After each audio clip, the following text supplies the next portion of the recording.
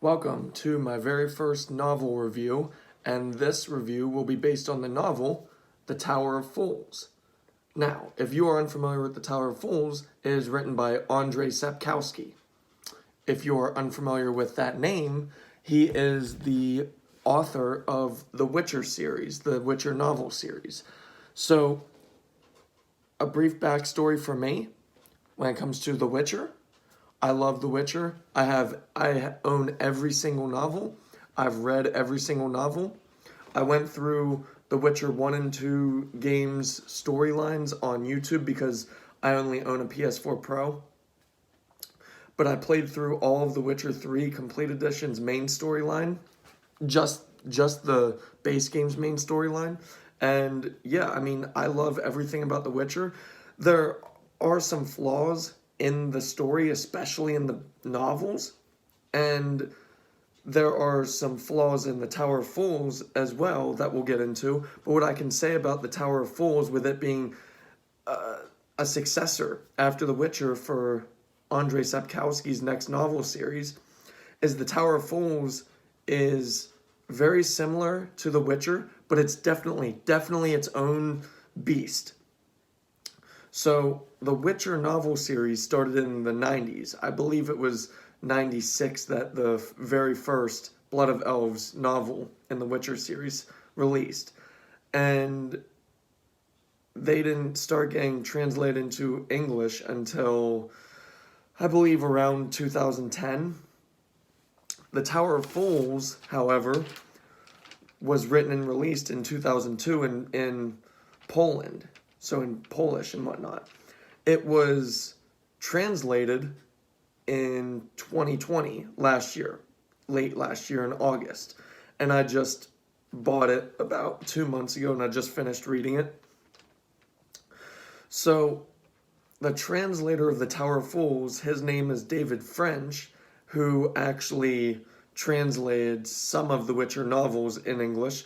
The novel books for The Witcher being Time of Contempt, Baptism of Fire, Sword of Destiny, Tower of Swallows, Lady of the Lake, and Season of Storms. Each one spanning a release date between the years of 2013 all the way up to 2018. That fact alone kind of baffles me then, because my very first positive that I have to say about The Tower of Fools does kind of juxtapose it with The Witcher, in that it is very, very beautifully translated. And that's what makes it a bit confusing. If it was translated by the same translation author as a lot of the Witcher novels, it's baffling to read through The Tower of Fools and realize that everything is actually coherently written. There's not a single line in The Tower of Fools that has like a major spelling error or twisted up sentence error. In the Witcher series, there would be a sentence, at least in every chapter, in every book, where I would read it and I would have to go back and read it and kind of have to think and rephrase the sentence and figure out what exactly they were having to say. That's not saying that The Witcher's translation was terrible. It wasn't. I don't know. It was just, there were a lot of grammatical errors in the Witcher novel translation compared to The Tower of Fools. The Tower of Fools has some minor gripes from me for grammar, but as in terms of reading it, you can coherently read through the entire novel straight through and you'll be able to understand everything. Maybe not the characters' names, because yeah, they're pretty unique. That's what I love about Andrzej Sapkowski's writing, though, because he's Polish. The names and, the descriptions of things, they differ to the likes of, say, Harry Potter, like J.K. Rowling's writing style.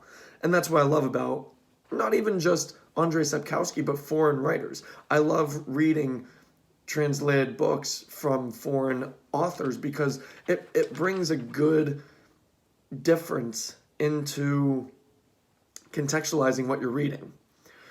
So yeah, my very first biggest positive, and I would have to say the best and biggest positive for the Tower of Fools is the beautiful writing, the beautiful translation, and not just with the translation. Andrzej Sapkowski's writing style is definitely a lot more mature in the Tower of Fools than it is in The Witcher.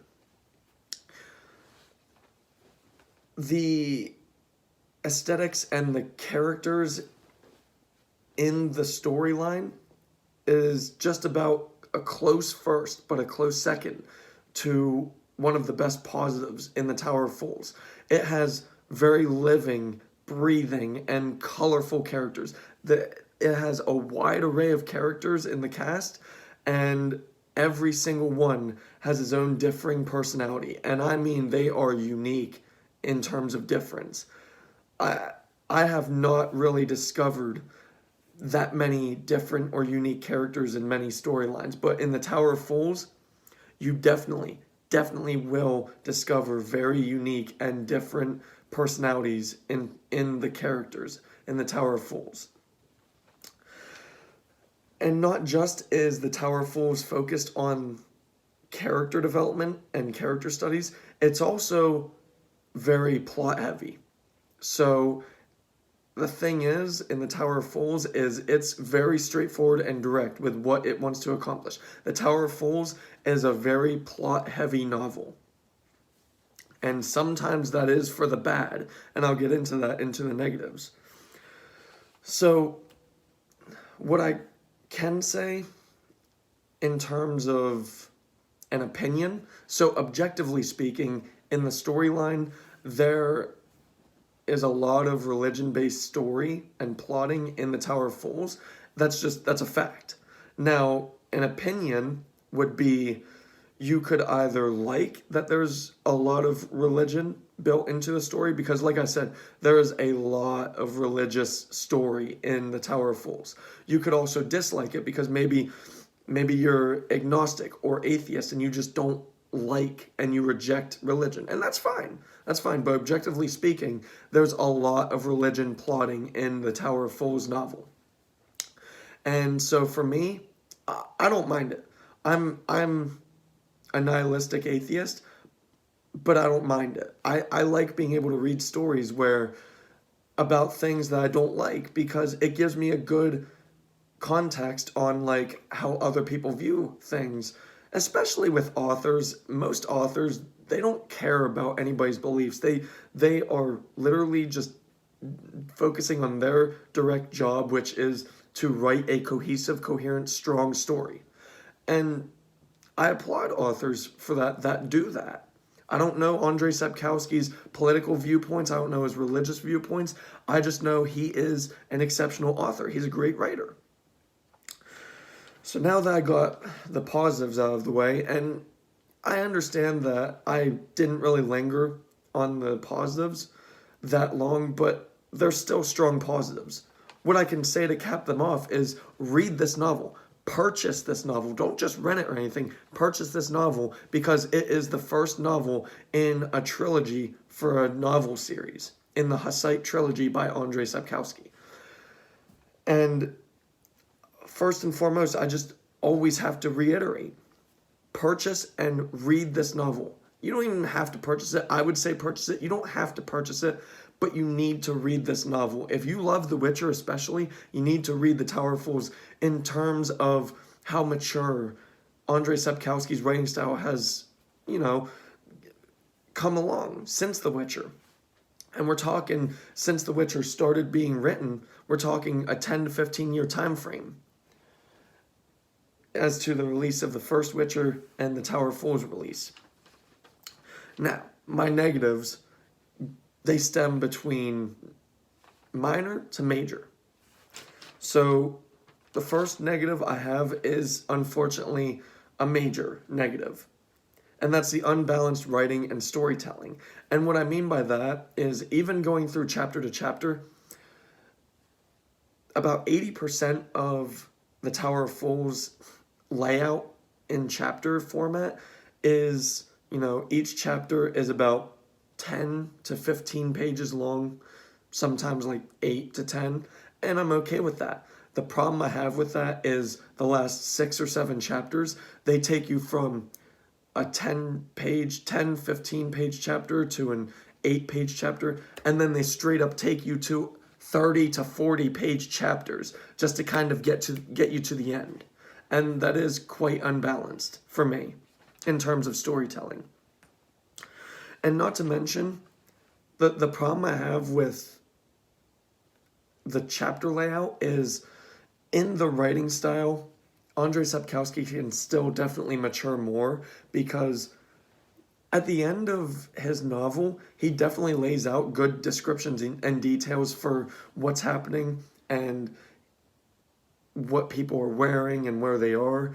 And then before that, he has subtle, ambiguous writing details. Say, a perfect example of that would be he wrote somber prison, and that's vague and ambiguous, and it's that those kind of things just kind of make you interpret yourself.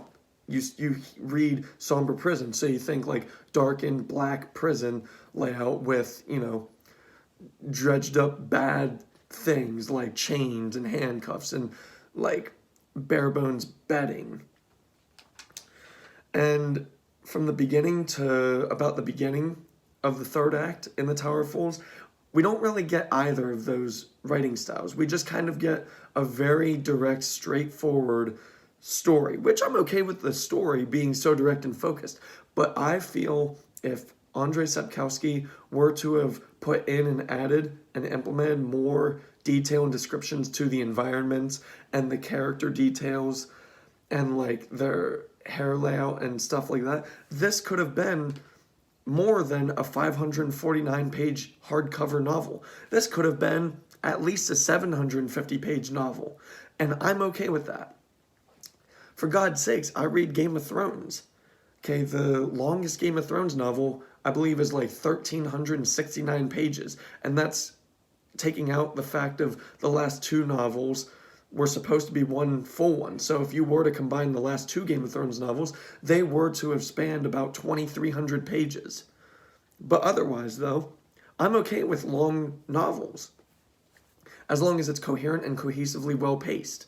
And unfortunately, within the big major negative I have on the Tower of Fools is the details and descriptions. And it has to do with the unbalanced storytelling. And on top of the unbalanced storytelling within that, in the third act as a whole is great. I love the third act. I think it's very well written. I think it's very well made. I think it is very well thought out.